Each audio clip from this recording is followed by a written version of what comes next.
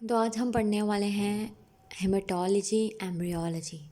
तो सबसे पहले जो हमारे पास लिखा हुआ है फीटल एरिथ्रोपोएसिस कैसे होती है। इसमें हमारे पास लिखा हुआ है कि यंग लिवर सिंथेसाइसिस ब्लड। तो यही हमारे पास निमोनिक जो है हम उसी से याद करेंगे कि यंग मतलब yolk sac liver means liver, synthesis में स्प्लीन एंड देन हमारे पास ब्लड में बोन मैरो। तो पहले हमारे पास शुरू में हमारे पास यॉर्क सैक होता है जो फ्लूइड होता है, देन हमारा लिवर बनाता है और देन हमारे पास स्प्लीन बनाती है और देन हमारे पास बोन मैरो बनाती है। ठीक है, वीक्स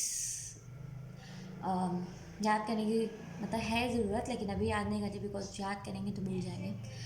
उसके बाद हीमोग्लोबिन जो हमारे पास डेवलपमेंट है, तो हमारे पास जो है from foetal to adult haemoglobin हमारे पास बन जाता है। जो एम्ब्रियोनिक होता है उसमें हमारे पास ईटा होता है और इस साइन को पता नहीं क्या कहते हैं बट, और जो फीटल हीमोग्लोबिन होता है उसमें बच्चे के पास जो होता है वो गामा ग्लोबिन होता है। जबकि जो अडल्ट हीमोग्लोबिन होती है उसमें हमारे पास अल्फा और बीटा होता है। अडल्ट में हमारे पास क्या होता है, अल्फा और बीटा होता है। लेकिन हमारे पास जो हीमोग्लोबिन एफ होता है उसके एडवांटेजेस हमारे पास क्या है, बच्चों में जो हीमोग्लोबिन होता है उसकी जो अफिनिटी होती है ना ऑक्सीजन के लिए वो ज़्यादा होती है। तो क्यों? क्योंकि वो ज़्यादा 2,3-BPH से बाइंड नहीं करता। 2,3-BPH जिसके पास जितना ज़्यादा होता है वो अपना ऑक्सीजन को लॉस करता है, उतना अपने टिश्यूज़ को दे पाता है। तो ये क्या करता है, हीमोग्लोबिन एफ जिसके पास एफिनिटी ज़्यादा होता है तो वो मदर के मटर्नल हीमोग्लोबिन से ज़्यादा ऑक्सीजन को टेक करता है as compare to the maternal haemoglobin A1 and A2 cross the placenta.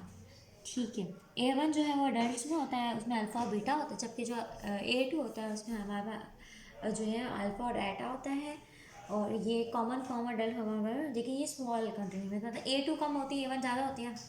यानी कि अल्फा और बीटा जो है हमारा मेन ग्लोबिन है। जो इसका निमोनिक लिखा हुआ मैंने याद नहीं किया, आप याद करना चाहते तो कर सकते हैं। तो फिर हमारे डायग्राम बनी कि हमारे पास यॉर्क सैक है, उसके बाद लिवर है, फिर सेरेब्रम बना रही है, फिर बोन मैरो बना रही है। फिर उसके बाद जो है बता रहे हैं कि जो रेड एरो है फीटल हीमोग्लोबिन पहले तो होती है 36 वीक के बाद वो कम होना शुरू होती है और हमारे पास जो है जो एडल्ट हीमोग्लोबिन है उसका लेवल बढ़ता जाता है, बढ़ता जा रहा है। उसका जो है वो लेवल बचपन से अभी तक क्या हो रहा है डायग्राम में बनता जा रहा है। और जब अडल्ट हीमोग्लोबिन का रेशियो जो है वो अचीव कर लेता है तो हमारे पास जो फीटल हीमोग्लोबिन जो है तब तक ख़त्म हो जाती है हमारे पास, मतलब वो बिल्कुल माइनॉरिटी के अंदर चली जाते हैं। अच्छा, उसके बाद हमारे पास जो है वो क्या बता रहे हैं।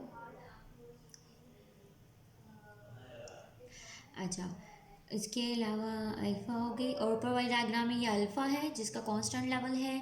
नीचे जो गामा है जो कि फीटल में है वो उसका लेवल डिक्रीज़ हो रहा है। नंबर थर्ड पे जो हमारा बीटा है, क्योंकि अल्फ़ा बीटा मिल के हमारे पास जो है एडल्ट बनाएंगे तो उसका लेवल बढ़ता जाएगा। इस तरह भी डायग्राम आ सकती है कि किसका लेवल जो है कांस्टेंट रहता है। क्या वो अल्फ़ा तो हर किसी में प्रेजेंट है, अल्फ़ा बीटा अल्फ़ा गामा, तो गामा का लेवल कम होता है पोस्ट नाइट्रेटिक और बीटा का लेवल बढ़ जाता है। देन हमारे पास ब्लड ग्रुप्स हैं। ब्लड ग्रुप ए है, बी है, ए बी है और ओ है। अब जो ब्लड ग्रुप ए है उसके पास एंटीजन होगी ए तो ही वो ब्लड ग्रुप ए कहलाएगा। बी के पास बी एंटीजन होगी, ए बी के पास ए बी होगी, ओ के पास कोई एंटीजन नहीं this side, non antigen this side, इसका नाम ब्लड ग्रुप ओ है। एंटीबॉडी जो है प्लाज्मा में क्या होंगी, आपको ऐसी बात है जो ब्लड ग्रुप ए है तो उसके अपनी बॉडी के खिलाफ तो एंटीबॉडीज नहीं हो सकती, उसके पास एंटीजन ए है तो एंटीबॉडी बी के खिलाफ होगी जो कि IgM होंगी, जो भी प्राइमरी एंटीबॉडी है। जो जिसका ब्लड ग्रुप बी है उसके पास एंटी ए होंगी क्योंकि वो अपने ही खिलाफ तो नहीं उसकी बॉडी लड़ेगी। जो उसके पास ए बी है उसके पास कोई एंटीबॉडीज़ नहीं होंगी। ठीक है, और जब हमारा ब्लड ग्रुप हो ओ है उसके बाद दोनों तरह की एंटीबॉडीज हैं क्योंकि उसके पास दोनों तरह के एंटीजन नहीं है। लेकिन बात याद रखने वाली कि इसके पास जो इम्यूनोग्लोबिन होती है वो IgG होती है, so it can cross the placenta. Then हमारे पास compatible RBC types to receive. तो ए वाले कौन कौन से को रिसीव कर सकते हैं, ए वाले के पास क्योंकि एंटीबॉडी बी की होती है तो वो सिर्फ ए से रिसीव कर सकते हैं। ठीक है, ठीक है। और हमारे पास और क्या है, और ओ से रिसीव कर सकते हैं हमारे पास क्योंकि उसके खिलाफ उनकी बॉडी के पास ओ के खिलाफ कोई एंटीबॉडीज़ नहीं बनेगी। क्यों? क्योंकि उसके पास कोई एंटीजन नहीं है। बी वाले जो है बी वाले से ले सकते हैं क्योंकि उसके खिलाफ कोई एंटीजन नहीं बनाएगा और ओ के पास कोई एंटीजन नहीं होती इसलिए। देन हमारे पास ए बी वाले दोनों हैं उनके पास, तो वो सबसे रिसीव कर सकते हैं क्योंकि उनके पास ए भी है, बी भी है, ओ भी है, ए बी ओ भी है, तो सबसे रिसीव कर सकते हैं क्योंकि ओ के खिलाफ भी कोई रिएक्शन नहीं होगा क्योंकि उसके इट हैज़ नो एंटीजन। लेकिन ओ वाले क्योंकि उसके पास ए का भी खिलाफ एंटीबॉडीज़ हैं, बी के खिलाफ भी हैं उनके ब्लड में, तो वो सिर्फ ओ से ही ले सकते हैं।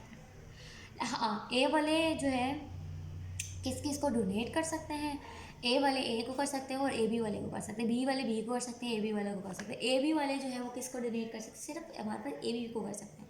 ए को करेंगे तो बी, ए वाले को करेंगे तो बी वाली जो है ए बी वाले अगर करेंगे ए को, तो उनके पास जो है बी की एंटीबॉडीज़ होंगी तो वो उसको डिस्ट्रॉय कर देंगे। बी वालों को करेंगे तो इनके पास ए की एंटीबॉडीज़ होंगी इसलिए। और ओ वाले जो है वो हर किसी को जो है वो डोनेट कर सकते हैं। क्यों? उनके पास कोई एंटीजन नहीं है। तो हमारे पास ए बी जो हुआ वो सारे क्या है, सबसे रिसीव कर सकता है। जो ओ है वो सबको डोनेट कर सकता है क्योंकि it has no antigen in its surface. फिर हमारा आर एच पॉजिटिव होता है, R H negative. R H positive वो है जिसमें आर एच एंटीबॉडीज़ पाई जाती हैं, डी जो एंटीबॉडी होती है, एंटीजन होती है, इसके खिलाफ कोई एंटीबॉडीज़ नहीं होती है। और जिसके पास आर एच नेगेटिव होता है यानी उसके पास कोई वो नहीं है, तो उसके खिलाफ उसकी बॉडी में हमारे पास क्या होता है, एंटी डी होता है। और वो याद रखना ये भी आई जी जी होता है, ठीक है।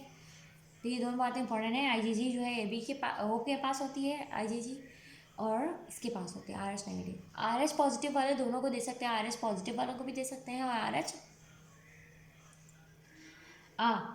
सिर्फ आर एच पॉजिटिव वाले आर एच पॉजिटिव को देंगे। और रिसीव दोनों से कर सकते हैं, पॉजिटिव वाले और नेगेटिव वाले से भी रिसीव कर सकते हैं। लेकिन आर एच नेगेटिव जो है वो जो है वो रिसीव सिर्फ आर एच नेगेटिव से कर सकते हैं और दोनों कर सकते हैं, ठीक है। दोनों का वाइस वर्सा है।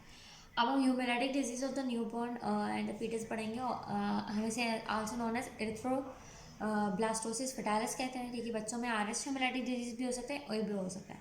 अगर आर एच प्रेगनेंट पेशेंट है और बेबी जो आर एच पॉजिटिव है तो माँ का जो ब्लड है वो आर एच नेगेटिव और बेबी में आर एच है तो ब्लड के रिएक्शन हो जाएगा क्योंकि आर एच है वो माँ का।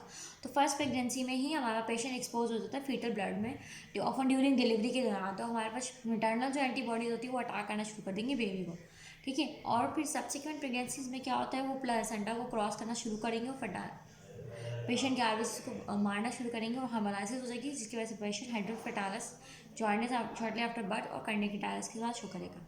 हम इसको प्रिवेंट कैसे कर सकते हैं, बाय मेडिसिनेशन और एंटीडी प्रेजेंट करेंगे। एंटीडी क्या करेगी, आर एच नेगेटिव पेशेंट का हम देंगे ड्यूरिंग द थर्ड ट्राइमेस्टर या फिर अर्ली पोस्टमार्टम, जब हमारे पास बेबी की डिलीवरी हो, ताकि वो आर एच पॉजिटिव उसको एंटीबॉडीज ना बने। तो फिर क्या होगा, प्रिवेंट ये क्या करेगा, ये सारे जो एंटी डी हैं वो आरबीसी जो उसके साथ हैं उसको बाइंड करेगा बेबी के, ताकि मदर की एंटीबॉडीज ना बने। Prevent maternal anti D IgG production, ताकि वो जो हमारे पास आर एच पॉजिटिव हैं बेबी के, वो हमारे पास मदर को उसके फंक्शन को स्टिमुलेट ना करें, इससे पहले ही हम आईजीजी लगा देते हैं कि हमारे पास बने ही नहीं। और टाइप ओ जो प्रेग्नेंट पेशेंट होता है, टाइप ए और टाइप बी होता है।